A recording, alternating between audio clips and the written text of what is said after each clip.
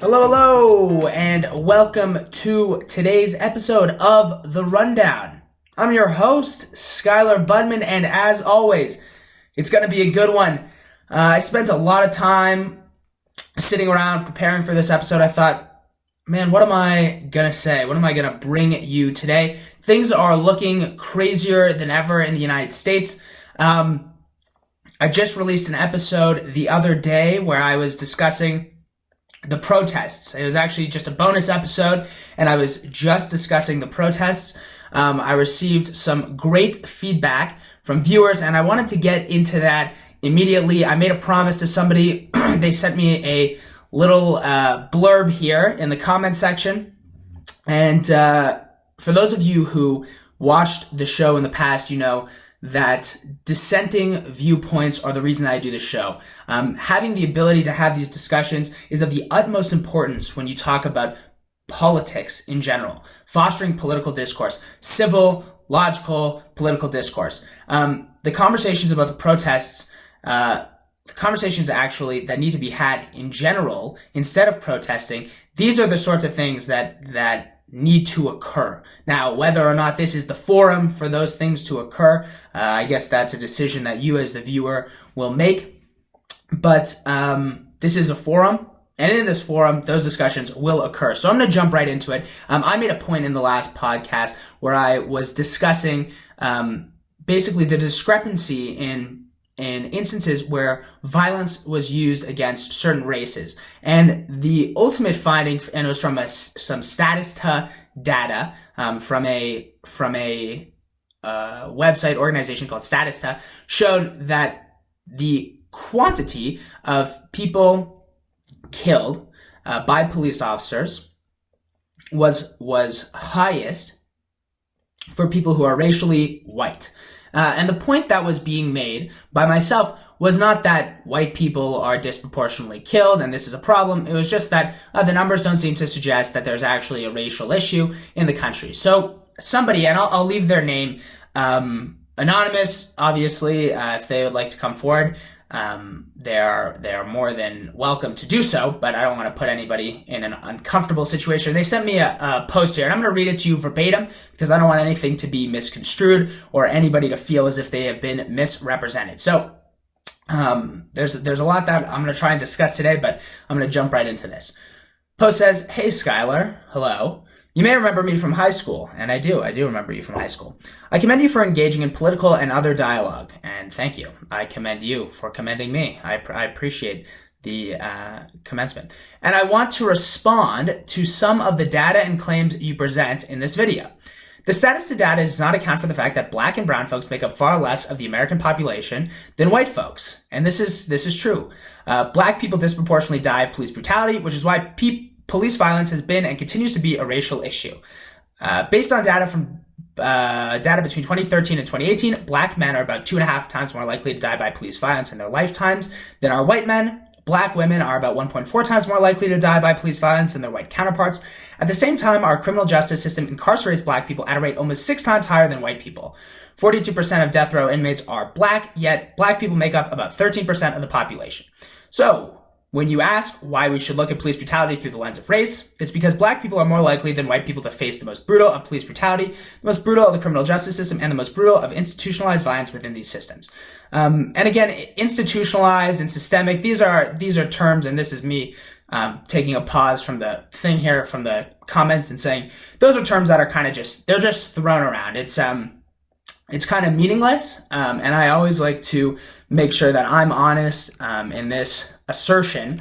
But when we talk about institutionalized, we talk about the word institutionalized. It means that it's an established practice or custom. So the suggestion would be it is an established custom to be, or practice to be, racist in the criminal justice system. That would be the custom or practice. So just be very cognizant of the words being used because, and this is obviously a side note from politics, but the English language, there is, or I'd say in language in general, but specifically the language with which I'm most familiar, the English language, there seems to be a tendency that I've noticed of a lack of deliberacy in the way that people speak. They don't actually use words that are proper descriptors of what they're trying to say. So to say something's institutionalized, we're talking about the most brutal of institutionalized violence within these systems.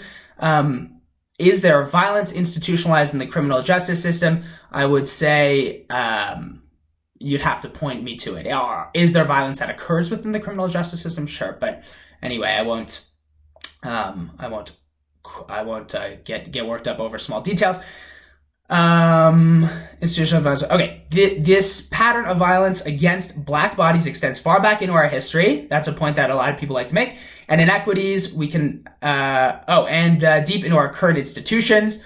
That's something that I don't really understand the claim. In light of these disparities and inequities, we cannot have equal justice without racial justice. This is why people rise up. This is why people need to rise up.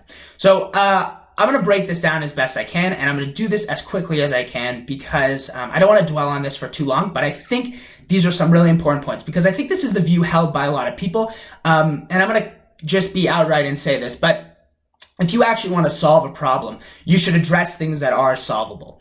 So, and just to give you an example, at the end of the day, people as Americans, and myself as somebody who believes in the First Amendment, and a lot of people who used to and currently believe in the First Amendment, they believe in your right to think and speak freely insofar as it does not disrupt somebody else's ability to do the same thing, right? You can speak and even act freely so long as you're not infringing on other people's rights.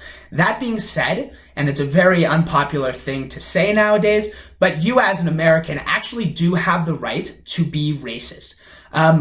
It's not something that I support personally, but in order to support my right to speak, I have to support everybody else's right to speak.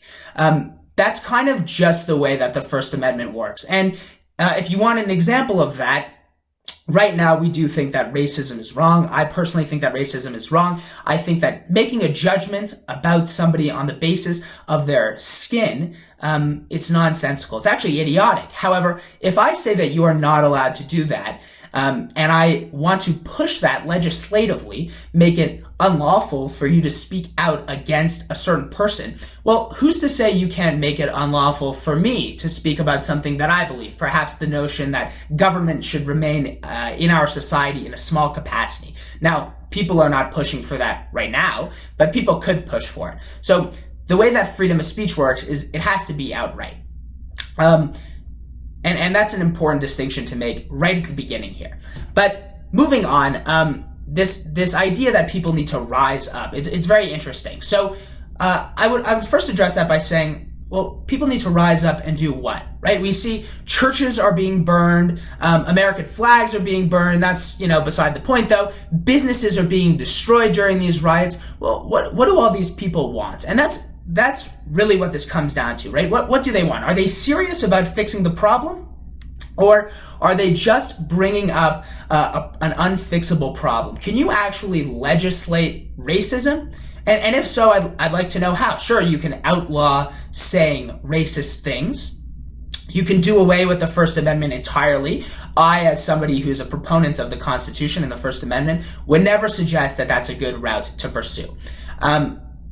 But that is something that you could do, and I think that brings about a broader discussion, and I certainly don't think that this person is suggesting we should do away with the First Amendment. So you can't actually legislate racism. And I do want to talk about some of the things that were mentioned here specifically, just to bring a different vantage point. First and foremost, you are 9 times more likely to go to prison if you are male. Men are more likely to go to prison than women. We certainly don't look at this as a disparity between men and women. We accept this as fact. You don't often hear people say this, the criminal justice system is sexist, and that's interesting because the correlation between your gender is far higher than the correlation between your race. As a matter of fact, since the 90s, criminologists have been researching this. There's a peer-reviewed paper. It was released in 1994. It's actually called "No Racism in the Justice System."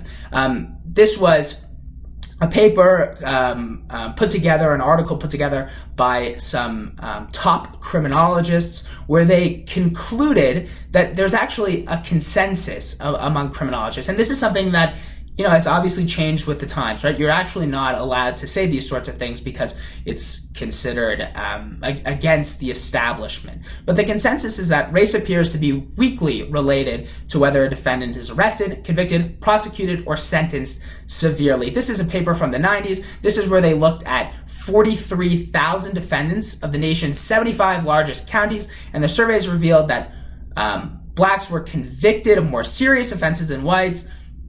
They might have had longer criminal records. They are convicted in places that doled out more prison sentences. It explained 51% of convictions. Only 38% of convicted whites were sent to prison. This was a culmination of that study, but they ultimately found that the social justice system did not provide any evidence that African Americans had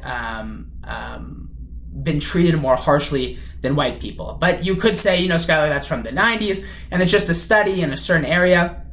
So there was another professor who conducted a study through the Center for Equal Rights or Equal Opportunity. It was a University of Maryland professor. His name is Robert Lerner, and his study is on the website for the Center for Equal Opportunity. And this is actually exactly what he found, because people talk about the overrepresentation of African Americans in the criminal justice system. And obviously suggesting that because a certain group of people make up a certain percentage of a population, they therefore should make up that same percentage of the criminal population, it doesn't really make any sense. Why would it be that because the population is comprised of 13% of African American people, therefore 13% of people in prison should be African American? The two things is kind of a non sequitur. We're looking at, men are in prison at a far higher rate than women. Why is that not 50%, 50%? It doesn't actually make sense, because people go to prison on the basis of their individual decisions. It's not a societal thing,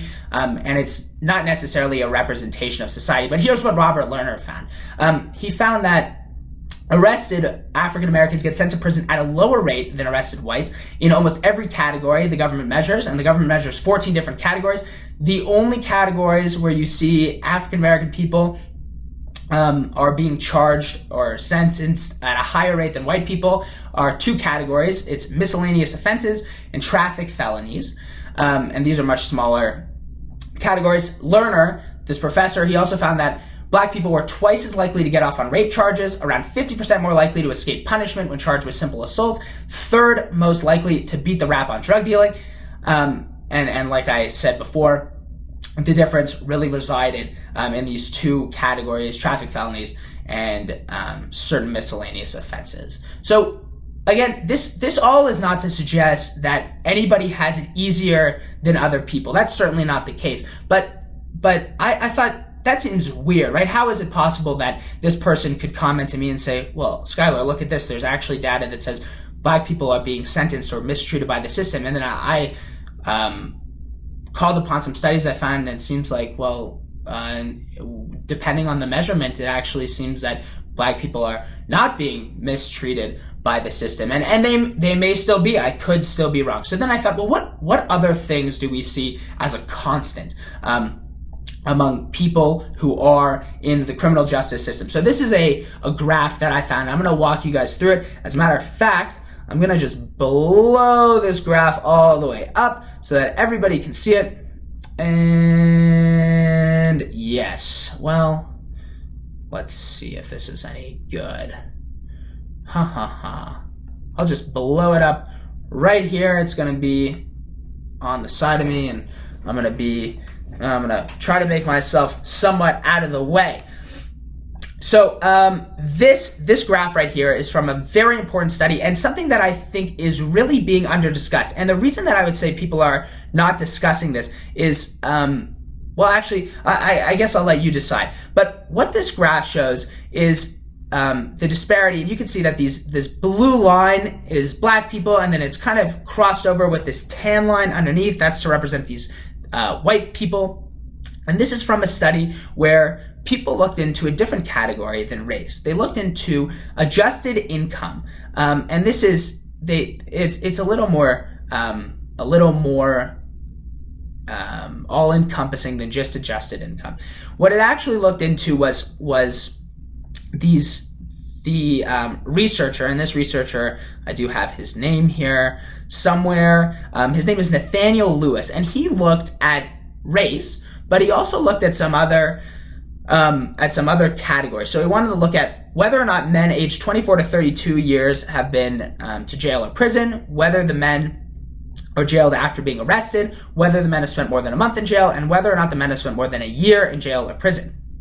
So this is data from the National Longitudinal Study of Adolescent to Adult Health, also shortened as AdHealth. And it has these nationally representative samples of Americans who were in grades 7 to 12 between, this is in 1994 and 1995, and then there was a fourth wave of data collected more recently in 2008, and these were all Americans between the age of 24 and 32. And the way that this worked is it included information about race, whether someone's been incarcerated, how long they've been incarcerated, and then he has this class variable that you can see very clearly on the x-axis, and this is a composite that includes educational attainment, home ownership status, household income, and then some other similar categories, and these are the results. So I'm going to talk about this in order from top left, and then I'm going to go top right, bottom left, bottom right. And you can see here the probability of having being jailed, and the class quintile is in order of what they would say is the lowest class being 1 to the highest class 5. You see that white and black people are actually almost convicted at the same they have almost the same probability of being jailed if they are in this lowest class, 1, 2, 3, 4, 5. The lines almost follow each other identically. You do see a slight deviation, as you might think that would be expected in this first top left. Obviously, there are disparities that exist. There's no reason to believe that the percentage or probability of being jailed would be identical for any group of people, because life has different things that people go through, but it follows each other very closely. The lines you can see are obviously overlapping one another. Then you look at the probability of being jailed after arrest. You want to say that, African American people receive the harshest treatment in the criminal justice system. Well, you actually see that these two lines between white people and black people, they follow each other almost exactly. I mean, it's actually amazing to see this. But you're talking about people in this first class, they're in the 70 to 80% range, and then as you see that people are making more and more money, you actually see, or you're in a higher class, you have a higher educational attainment, have a higher adjusted gross income, you actually see that the trend goes down. And if this was race related, you wouldn't see such a strong connection between class and your percentage of either having been to jail, being jailed after arrest, or the probability of being jailed for more than a month. Now, we do see some slight deviations, but I would say that outside of this bottom right chart, which is the probability of being jailed more than a year, where we see that black people have a much higher probability of being jailed more than a year than white people, I would say that this is a much stronger indication of what's going on in the criminal justice system. It's something that's related to poverty. And this person who made this comment to me, I assume, did not see the previous episode that I did a long time ago, where I talked about the criminal justice system. And I talked about it after I was inspired to do so by a speaker who I saw. He spoke to the Hammond Institute at a university, and I was very fortunate to have the opportunity to see this man speak. His name, Dr. Anthony Bradley. And Dr. Anthony Bradley, he came and he spoke a lot about the disparities in the criminal justice system and the incorrect notion that the issues in the criminal justice system are entirely race-related. Are there racist people? 100%. I would never contend that there are not racist people. But what Dr. Anthony Bradley did is he looked into statistics around certain district attorneys, the rate at which they're convicting people and sentencing people, and he found that what it really has to do with is a warfare between classes. People look down on people who are like them, who are in lower income brackets, lower socioeconomic classes. They are harsher with them. When they convict them, they are less likely, if you're poor, you are less likely to have the resources in order to get off of any given charges. And Dr. Anthony Bradley, he gave a very interesting story when he spoke at the university. And I don't have the article for the story, as a matter of fact, and I do trust Dr. Bradley, but I don't even know if the story is true, but it was, I would assume it is. And it's to illustrate exactly what's going on in the criminal justice system. It's a story about two white boys. One of these boys came from a upper middle class family. The other one, he lived in a trailer park. And the two boys, they were out and about doing things they shouldn't be doing, and they slightly vandalized some property, whatever it was. But basically the end result was they vandalized some property. It was a very minor act of vandalism. They weren't burning anything down. It wasn't arson, just some slight vandalism. And what ended up happening was this boy from the trailer park was actually sentenced for the crime he committed. He was sentenced.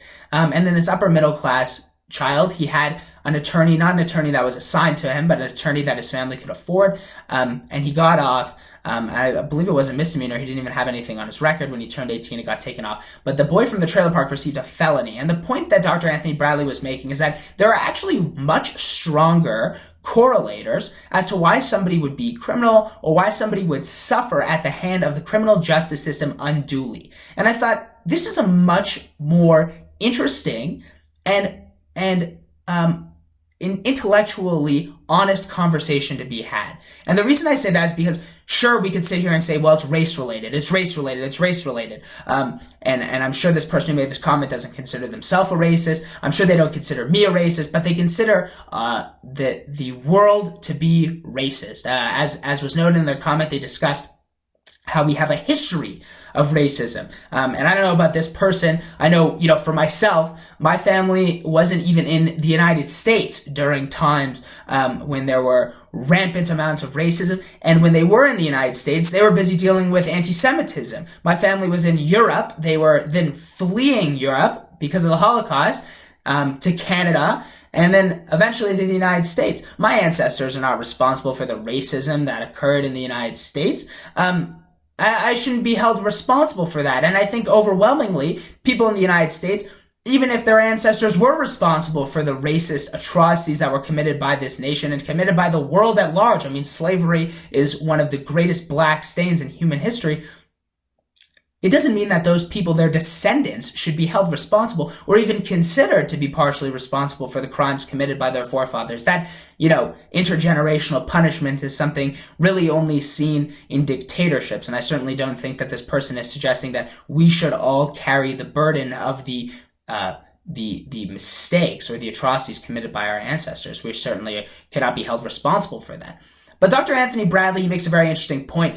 He basically goes into certain things that can be changed. People who are raised in families where they don't receive proper affection are more likely to end up in prison. People who don't have father figures, people who are mistreated, he actually talks very in depth about a study about positive touch, about people who have somebody who is appropriately affectionate towards them as a child, and the long-lasting results of that affection, and even the short-term results of that affection. He talks about a study that took place in Sweden, I believe, where young students were given massages before the school day, and they wanted to see, well, does this correlate with better behavior?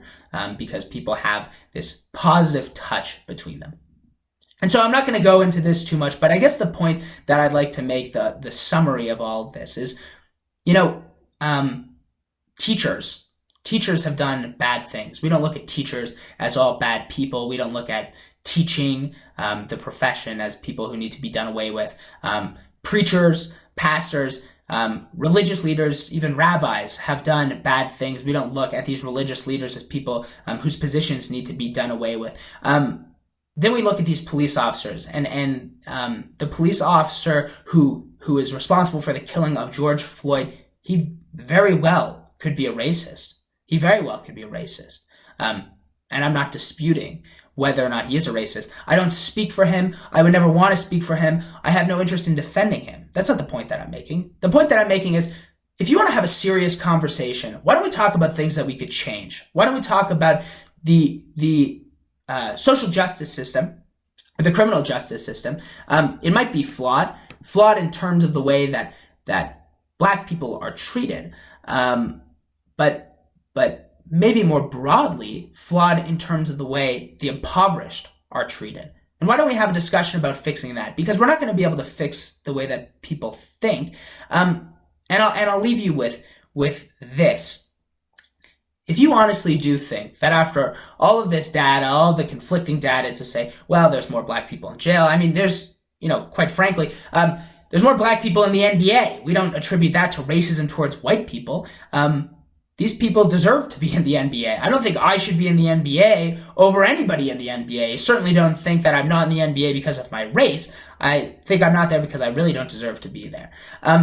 But if you think that there is some sort of unjust circumstance in the criminal justice system, then point to it. Point specifically to people who are arrested, have been convicted, and are sitting on death row or sitting in prison because they're Black. Because I'm not seeing that. I'm not seeing anybody make that case. And that's a case that you're going to have to make if you want to say that the criminal justice system is racist. You can't just say, well, there are more Black people in prison. There's more Black people in the NFL. There's more Black people there's more Black people who are in certain positive positions, but we don't talk about that as being race related. We talk about the negative situations. But we also don't talk about these people being successful because they're Black. We just talk about them being disadvantaged because they're Black. And is that fair? I mean, if you are always told you're never going to be successful because of some immutable characteristic, if I as a man was told you're never going to be successful because you're a man and men are more likely to go to prison, do you know how discouraging that is? If you want to have a serious conversation, if you want to change the circumstances in the United States, you're going to have to be a serious person, and you're going to have to look at things that are seriously irrefutable. Not slight correlations. It seems like you're more likely to go to prison if you're Black. You're going to have to point to these specific instances. But the rioting, the looting, the destroying businesses for minority people. Ted Cruz made a very interesting point in a tweet out to Justin Timberlake, who was saying Justin Timberlake's going to post bail for people who are arrested for rioting. Ted Cruz says, well, why don't you spend the money on the minority businesses that are being destroyed? This rioting isn't just hurting the criminal justice system. Destroying businesses, breaking windows, it's not hurting the criminal justice system. If you want to have a peaceful protest with a cause, go ahead and do it. I support your right to do that. But destroying people's businesses in order to do what? What are people looking to achieve? Does anyone know? Does anyone know what the end result could be? They want justice for George Floyd. All right.